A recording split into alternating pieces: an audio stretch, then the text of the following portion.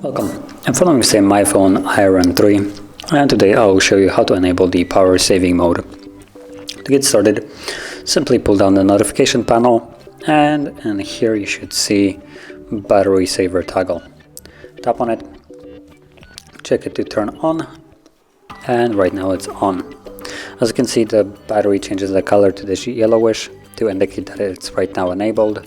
And in this mode, if you hold it, you will be able to get information what it exactly does, I believe, or it looks like not. But in majority of the cases, it limits how quick the device works. It also limits how often it syncs with the Wi-Fi or just network, just to get notifications and stuff like that from the internet. So it will, for instance, when the device is sleeping, it will not do it.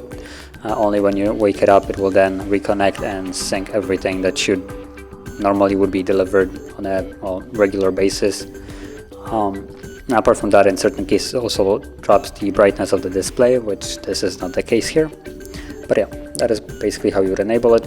And once you're done with it, you can go back, tap on it again to turn it off.